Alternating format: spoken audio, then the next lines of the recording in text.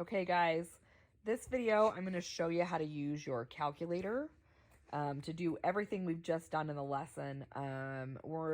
You still need to do the forms by hand to switch from factored to vertex or standard to factored and vertex. Whatever of that you still need to do by hand. But this, I'm going to show you a graph on your calculator. So what we're going to do is first hit this y equals button.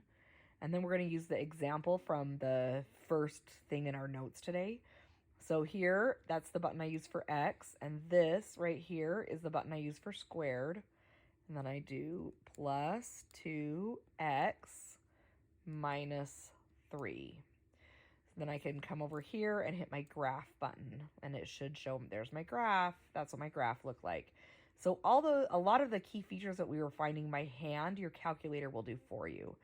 So remember from last time that we talked about that another word for the x-intercepts is the zeros. So see how it says calculate or calc right here in blue over F4. So I'm going to do second and then this trace button to go to calculate. I want to first find the zeros. That will give me the x-intercepts. Okay, so then it says right here left bound. And my y is up at 32. So I want it to come down closer so I can see it. And I don't know if you can see my little cursor. See how my little cursor is moving across? Well, I want to go on the left side of this x-intercept. So my little blinky cursor is on the left side. And I'm going to hit enter. And mine, I don't know if you can see the little dotted line on yours, but mine you can see it. It's this little dotted line because we're telling the calculator where to look for that intersection.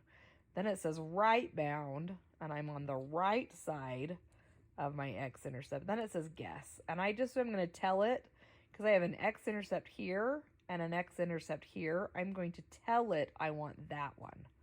So that's the one I want. Oh, hey, look, guys, it told us our x-intercept is at -3, 0. You just need to write it in the ordered pair. And then we can do that exact same thing, second, calc, and do 0.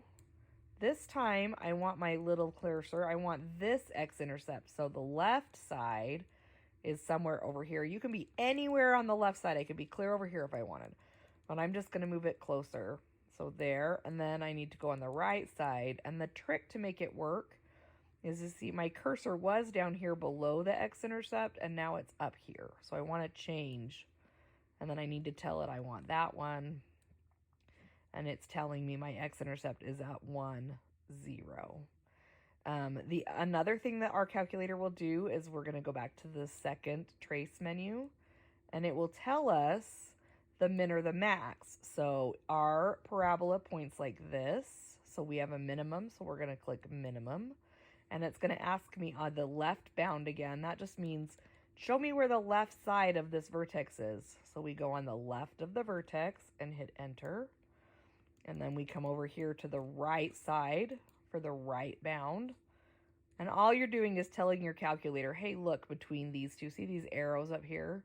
So we're telling the calculator, look for a minimum between these two arrows.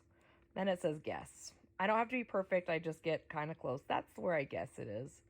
And it tells me right here. So my calculator, see how it's a little tiny bit off? It says 0.99999, but when we found it, we knew it was a -1. So you guys can go ahead and round that to a -1, -4.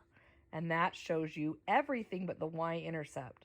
So the next thing that we can do is we know that our y-intercept happens when x is 0.